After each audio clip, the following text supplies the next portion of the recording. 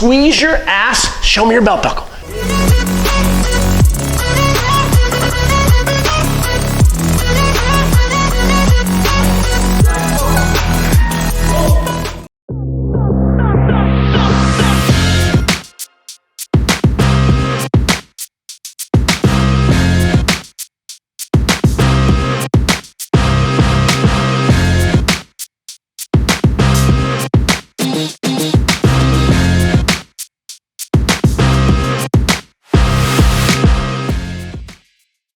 Boom! Your favorite trainer with a belt buckle. Your favorite trainer with a belt buckle, helping you do the military press properly.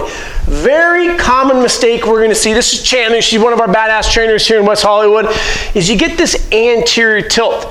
Girls are known for doing it because they're sticking their butt out. But what we need to do is go wider in our stance. Transverse plane, so externally rotate. Squeeze your ass. Show me your belt buckle. Show me your belt buckle. There you go. By showing me your belt buckle, that's called a posterior tilt. Your glutes are going to be protecting your lumbar spine. Then we have the xiphoid process, which is at the end of the sternum. Grab your thumb, go to your belt buckle, and we want those to be parallel. Get back up there. You're going to see a common mistake that we see is we flare open, and now the core is vulnerable. So we need to be keeping the core nice and strong. I always tell my clients, pretend like Casper's in the room. Do a couple reps. Close your eyes. I'm going to smack her in the stomach here. She doesn't know when it's going to come. Oh, she's smiling. She doesn't know. But you need to be protected. You need to be protected. That's bracing.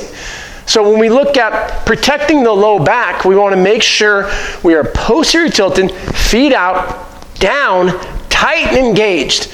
Keep on going. Now we got to go over the actions. Here we go. At the elbow, concentrically we have extension. It's going to be your triceps. At the humerus, this one's a little tricky. Textbook's going to say frontal plane abduction. But notice where her elbows are. It's more the scapular plane.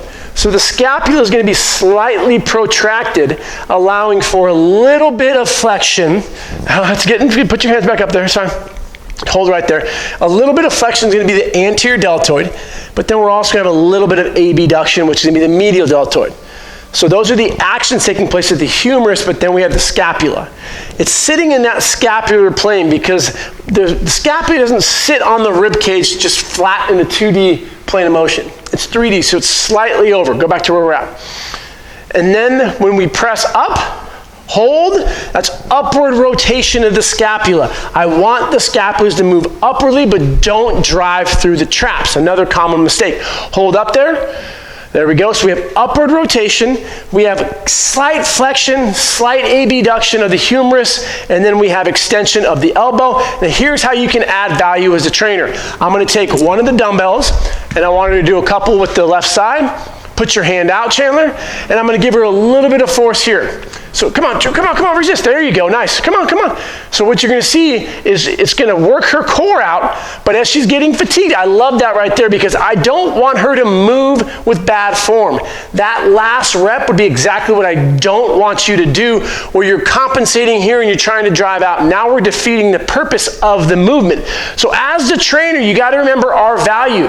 We're here to show value, to help our clients move properly, but don't go so far down the rabbit hole where you're doing all this crazy shit and now the movement's compensated. Focus on movement competency, make sure your client's moving properly, and most importantly, you guys hear that? Make sure you show up with the belt buckle. You can subscribe, follow us on Instagram. We got Show Up Fitness, Show Up Fitness Internship. If you want to become a great trainer, showupfitness.com. And most importantly, your favorite trainer with a belt buckle, check out my book, How to Become a Successful Personal Trainer. We will help you no matter where you are. All you got to do is show up. Woo!